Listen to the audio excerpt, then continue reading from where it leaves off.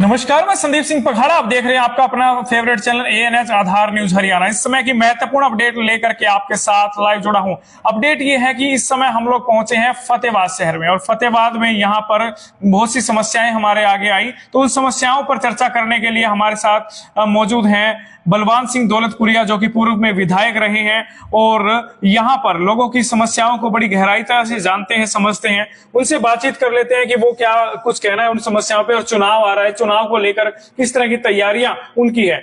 Sir नमस्कार, स्वागत है हमारे चैनल में आपका। नमस्कार, धन्यवाद जी सर, आज तमाम बातचीत की जाए तमाम मुद्दों पर। समस्याएं जो आज फतेहाबाद की समस्याएं मुख्य रूप से बनी हुई है, हालांकि सरकार कहती है कि हमने बहुत विकास किया है फतेहाबाद शहर में और इसे चमकाने का काम किया है, लेकिन आज भी जो कि तो बहुत सी समस्याएं यहाँ पर बनी हुई है।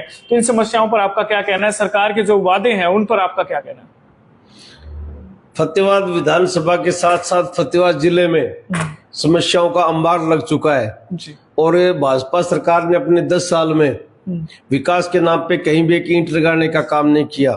सिर्फ मुख्यमंत्री यहाँ आते हैं, लोगों का टाइम खराब करते हैं, जनसभा करते हैं, झूठी घोषणाएं करके चले जाते हैं और वो घोषणाएं सिर्फ घोषणाएं रहती हैं और बार बार वही घोषणाएं करके लोगों को गुमराह करने का प्रयास कर रहे हैं जी। चाहे फतेहाबाद जिले के अंदर सेम की समस्या हो, ना कोई इसका निवारण किया गया है, चाहे कोई यहाँ पे एजुकेशन से संबंधित कुछ इंस्टीट्यूट बनाने हो, ना कोई उसके अंदर प्रोग्रेस है, ना कहीं व्यापारियों को कोई रिलीफ दिया जा रहा है, किसानों को आर्थिक सहायता से उनको मजबूत करने के लिए ना उनको MSP मिल रही है, ना उनको कीड़े मार दवाई, खाद और एग्रीकल्चर इम्प्लीमेंट्स पे GST से उनकी कमर तोड़ी जा रही है जी। इसी तरह से सबसे मेन मुद्दा हमारे जो बच्चे हैं उनको रोजगार के मामले में बड़ी दर दर की ठोकरें खाने पे मजबूर होना पड़ रहा है। उन बच्चों के साथ साथ उनके माता पिता भी बड़े परेशान हैं, क्योंकि बच्चा जब 1 साल है कोचिंग सेंटर में कोचिंग लेता है तो आर्थिक तौर पे भी वो टूटता है और परिश्रम करता है 1 साल, और जब घर नहीं पहुंचता उससे पहले उसके मोबाइल पे जब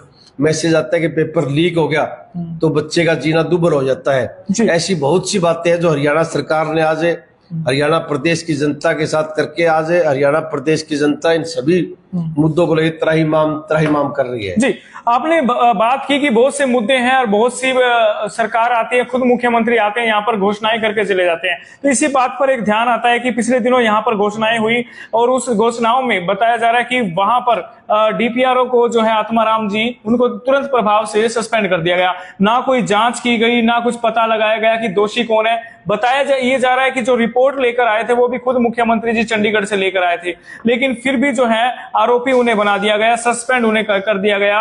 और इसके विरोध में पूरा गुर्जर समाज जो है, पूरा गुर्जर समाज, चाहे फतेहाबाद शहर के आसपास, फतेहाबाद विधानसभा या अन्य जगह पे पूरे हरियाणा से गुर्जर समाज इकट्ठा हुआ और वो जो है मिलने का काम भी किया, चाहे उपायुक्त से मिलने का काम किया हो या विधायक जो रतिया विधायक है उनसे मिलने का काम किया हो। तो इस पर आपका क्या कहना है? क्या लगता है कि आपको कितना वो दोषी है या नहीं है? आत्माराम गुर्जर जी का बहुत बड़ा कार्यकाल फतेहाबाद जिले में रहा है जी, और उसने गुर्जर समाज नहीं, उन्होंने 36 बिरादरी का जो भी आदमी उसके पास गया है उसको कभी उन्होंने निराश नहीं लौटा जी। और मैंने भी नहीं, हरियाणा प्रदेश की जनता ने भी उनकी कार्य प्रणाली को बड़ी नजदीकी से देखा है जी। और उसके साथ साथ हरियाणा सरकार ने भी उसको चाहे 15 अगस्त हो 26 जनवरी हो, उनकी बेहतर कार्य प्रणाली के लिए उनको कई बार उनको सम्मानित भी किया गया है। अब जो निराधार आरोप लगा के आत्माराम जी को सस्पेंड किया गया, ये सरासर उनके साथ अन्याय है। उनकी कोई गलती नहीं है, उन्होंने सभी अधिकारियों से डिस्कस की थी, क्योंकि 10 साल में उन्होंने कोई काम तो किया नहीं। ऊपर के अधिकारियों ने कह दिया ये काम आप लिख के भेज दो, तो DPRO को तो ऊपर के आदेश के अनुसार काम भेजने पड़ते हैं। वो तो ये सरकार सोचे भी हमें किस तरह से जाके वहां पे लिखित भाषण पढ़ना है, लेकिन मुख्यमंत्री मेरे को लगता नहीं, अगर वो लिखित भाषण वो ना पढ़ते तो बोलने के लिए इनके पास 4 शब्द भी नहीं थे। वो जिस तरह से झूठ वूठ करके अपना 5-10 मिनट की स्पीच यहाँ पे देके लोगों को गुमराह करके चले गए, उसके लिए इनको अगर सस्पेंड करना चाहिए था तो सबसे पहले अपनी सरकार को करना चाहिए था। मुख्यमंत्री को नैतिक आधार पर इस्तीफा देना चाहिए था। जिस मुख्यमंत्री को जिस जिले में जाए और उसकी मूलभूत समस्याओं का पता ना हो और अपने टेन्योर में क्या विकास कार्य किए उसका उसको पता नहीं हो, तो उस मुख्यमंत्री को 1 सेकंड भी मुख्यमंत्री पद पे रहने का हक नहीं है। जी, तो क्या आप भी उनके इस्तीफे की मांग करते हैं? क्या इस्तीफा DPRO का होना चाहिए था या मुख्यमंत्री जी का होना चाहिए था? मैं आपके चैनल के माध्यम से मांग करता हूं कि डीपीआरओ आत्माराम जी को तुरंत न्याय मिलना चाहिए। ये एक जिम्मेवार अधिकारी हैं और इनकी 30-35 साल की जो सर्विस से आम लोगों ने बड़ी अच्छी तरीके से देखी है। इसको तुरंत बहाल करना चाहिए और मुख्यमंत्री को नैतिकता के आधार पे इस्तीफा देना चाहिए और तुरंत विधानसभा भंग करके नए विधानसभा चुनाव कराने चाहिए। जी, अभी बात की जाए तो विधानसभा चुनाव से पहले, लेकिन ये बात की जाए तो वहां अभी पूर्ण रूप से समर्थन भी नहीं है सरकार के पास, ये भी कहा जा रहा है, क्योंकि जितने निर्दलीय विधायक थे उसमें से कई तीनों ने तो कांग्रेस को ज्वाइन कर लिया, एक जो है वो बीच में छोड़कर जा रहे थे, उन्हें बला फुसला के मनाने का कोशिश की गई, और जो दूसरी पार्टियों के हैं वो भी कहीं ना कहीं खिसकते हुए नजर आ रहे थे। ऐसे में क्या लगता है, सरकार में पूर्ण बहुमत है या नहीं है? क्या सरकार को जिस तरीके से अपने आप इस्तीफा देना चाहिए, या फ्लोर टेस्ट होना चाहिए, या फिर यहाँ पर राष्ट्रपति शासन लागू होना चाहिए? क्या कहेंगे? लोकसभा चुनाव के बाद में कांग्रेस पार्टी तो हर प्लेटफॉर्म पे ये मांग उठाती रही है कि सरकार अल्पमत की सरकार है जी। या तो इसको विधानसभा का सत्र बुला के बहुमत साबित करना चाहिए, नहीं तो मुख्यमंत्री को नैतिकता के आधार पर इस्तीफा देना चाहिए। लेकिन नैतिकता की बात करना भाजपा से कोई उम्मीद करना इस मामले में मुझे लगता है कोई अच्छी बात नहीं, क्योंकि हर बार इन्होंने नैतिकता को तार तार करने का काम किया है जी। और कांग्रेस ने तो फ्लोर टेस्ट की भी, गवर्नर हाउस में परेड कराने की भी, सभी उन बातों को विस्तार से किया भी आप अपने बहुमत सिद्ध करें, कैसे भी करें। लेकिन ये लोग सिर्फ शब्दों की मायाजाल में उलझा के इस मामले को लंबा खींचना चाहते हैं और अब तो चुमा 1-1.5 महीना रहा है, ये अल्पमत की सरकार है जी। तो अब जिस तरीके से आपने आत्माराम जी को लेकर के समर्थन भी किया है और भी समस्याएं आपने बताई है, तो क्या आप आत्माराम जी के समर्थन में हैं, और क्या अगर कहीं पर भी आवश्यकता पड़ती है तो क्या उनके साथ खड़े रहेंगे, और क्या सरकार से भी इस बात का जवाब मांगेंगे? मैं ही नहीं, आज पूरा फतेहाबाद जिला आत्माराम जी के समर्थन में है।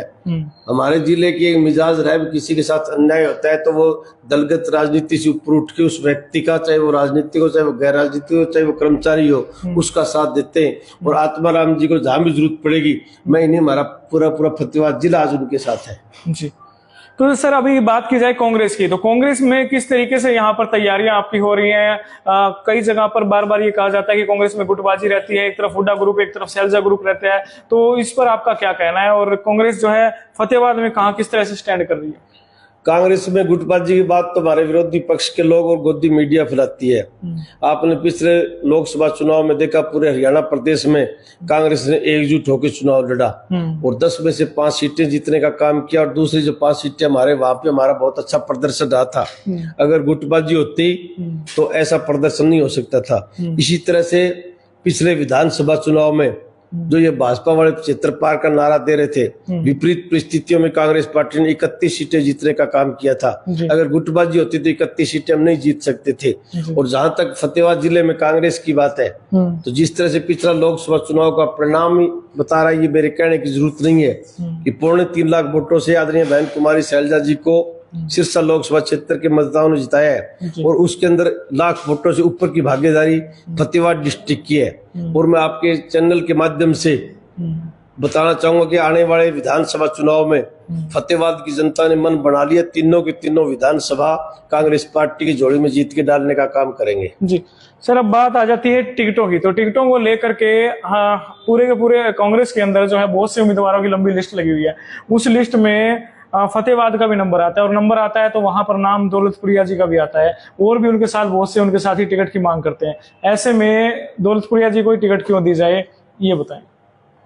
ये तो बड़ी खुशी की बात है कि हमारे पास बहुत ज्यादा टिकटार्थी है। टिकटार्थी ज्यादा उसी पार्टी में होते हैं जिस पार्टी की आज हवा होती है, जिसको सत्ता आती हुई दिखाई दे रही है। और जो भी साथी ग्राउंड पे मेहनत करता है, पार्टी का प्रचार प्रसार करता है, उसका चुनाव लड़ने का मन होता है, और वो कहीं ना कहीं अपने लेवल पे टिकट के लिए प्रयास करता है, और इस तरह के प्रयास करने भी चाहिए। लेकिन हमारे नेता आदरणीय राहुल गांधी जी ने स्पष्ट शब्दों में कह रहा है कि टिकट देने का आधार सिर्फ सर्वे होगा, और जिस साथी का सर्वे बेटर जाएगा टिकट उसी को दी जाएगी, और जिसका सर्वे बेटर जाएगा, जो विनिंग कैंडिडेट टिकट उसको दी जाएगी। तो मुझे लगता नहीं कि दूसरे साथियों को दिक्कत आएगी। जी, तो आप टिकट की रेस में अपने आप को कहाँ मानते हैं? एक तरफ से और भी बहुत से नेता हैं, वो कह रहे हैं कि हम टिकट हम लेकर आएंगे, आप कह रहे हैं कि भाई टिकट मुझे मिलनी चाहिए, तो इस दौड़ में आप अपने आप को कहाँ मानते हैं? मैं भी मेरे लेवल पे धरातल पे प्रयास कर रहा हूँ, कांग्रेस पार्टी का प्रचार प्रसार कर रहा हूँ। जिस तरह से मैंने आपको कहा कि पार्टी सर्वे के आधार पर टिकट देगी, तो मुझे भी आशा उम्मीद है कि मेरा सर्वे बहुत अच्छा जाएगा और पार्टी मेरे पे दाव लगाएगी। धन्यवाद जी। तो ये थे हमारे साथ पूर्व विधायक फतेहाबाद बलवान सिंह दौलतपुरिया, जिन्होंने बताया, निर्भीकता से बताया कि भाई सरकार ने क्या क्या कमियां हैं सरकार में, और डीपीआरओ आत्माराम जी के समर्थन में, खुल करके समर्थन में आए। इनका कहना है कि मैं और मेरे जितने भी साथी हैं वो आत्माराम जी के साथ हैं, और तमाम पूरा का पूरा फतेहाबाद डिस्ट्रिक्ट जो है, जिला, पूरा का जिला जो है उनके साथ है, क्योंकि उन्होंने बगैर किसी दिक्कत, हमेशा ईमानदारी से काम किया है, निर्भीकता से काम किया है और बगैर भेदभाव के काम किया है। उनको कहीं ना कहीं गलत तरीके से फंसाया गया है, ये इसका विरोध भी कर रहे हैं, और आने वाले समय में जहां जरूरत पड़ेगी, इन्होंने कहा है कि मैं खड़ा होकर के साथ दूंगा, अगर आंदोलन करना पड़े तो आंदोलन में भी साथ दूंगा। सर, आंदोलन करना पड़े तो उसमें भी साथ देंगे? बिल्कुल, मैंने आपको पहले भी कहा, मैं ही नहीं, हमारा फतेहाबाद जिला एक आवाज पे आत्माराम जी के साथ खड़ा होगा, क्योंकि आज आत्माराम जी के साथ अन्याय हुआ है, इन लोगों ने जान के किया है। आत्माराम जी का यहाँ पे कोई कसूर नहीं है, कसूर है तो सिर्फ मुख्यमंत्री जी का है, जिसको यही नहीं पता कि 10 साल के अंदर तुमने वहां पे क्या क्या विकास कार्य किए। इतना बड़ा तो हमारा स्टेट नहीं है, छोटा सा स्टेट है। मुख्यमंत्री तो उंगली पे होना चाहिए, उस डिस्ट्रिक्ट में हमने ये काम किए, उस डिस्ट्रिक्ट में हमने ये काम किए। अगर मुख्यमंत्री इतना ही अनभिज्ञ है तो उसे नैतिकता के आधार पर रिजाइन करना चाहिए और 1 मिनट भी मुख्यमंत्री कुर्सी पे नहीं रहना चाहिए। तो भाई विपक्ष की भी लगातार आवाज उठ रही है, मांग उठ रही है कि भाई आत्माराम निर्दोष है और उन्हें तुरंत बहाल किया जाए और सह सम्मान उन्हें फतेहाबाद ड्यूटी दी जाए। बिल्कुल सर, ये भी आप भी यही मांग करते हैं कि सह सम्मान उन्हें दोबारा से यहीं से ड्यूटी की जाए? जिस दिन इनको सस्पेंड किया था उसी दिन हमने कहा था ये आत्माराम जी के साथ अन्याय हुआ, इन्हें सम्मानजनक तरीके से इनको बहाल किया जाए और वहीं इनको ड्यूटी दी जाए, और आने वाले 15 अगस्त को इनको अच्छे कार्य के लिए सम्मानित भी करना चाहिए, क्योंकि अतीत के अंदर इन्होंने, हरियाणा सरकार ने इनको 2-3 बार सम्मानित कर चुकी है। तो जिस व्यक्ति को हरियाणा सरकार सम्मानित कर, उसकी कार्य प्रणाली पर उंगली नहीं उठाई जा सकती। बिल्कुल, और साफ तौर पर क्या है कि भाई हम पुरजोरता से इस तरीके का जो कार्य हुआ इसका विरोध करते हैं और आत्माराम जी के साथ में हैं और पूरा सपोर्ट कर रहे हैं, और बलवान सिंह दौलतपुरिया अपने साथियों के साथ सपोर्ट कर रहे हैं। अगर आंदोलन भी करना पड़े तो वो भी आंदोलन में भी उतर करके साथ देने की बात इन्होंने कही है, और कहा है कि भाई सरकार जो है अपने कार्यों में अच्छे तरीके से काम नहीं कर रही, जिसका खामियाजा उनको भुगतना पड़ सकता है। और टिकटों की बात कही तो टिकटों में सभी अपने अपना प्रयास कर रहे हैं। वहीं पर आत्माराम जी के बारे में भी बातचीत हुई और टिकटों को लेकर के बलवान सिंह दौलतपुरिया ने कहा कि भाई मैं भी मेरा पूरा प्रयास कर रहे हैं, और तमाम जो है कार्यकर्ता वो लगे हुए कांग्रेस के। तो ये थी एक महत्वपूर्ण अपडेट। दोबारा आपके साथ जुड़ेंगे नई ताजा अपडेट में, तब तक के लिए धन्यवाद। मुझे दीजिए इजाजत। जय हिंद, जय भारत।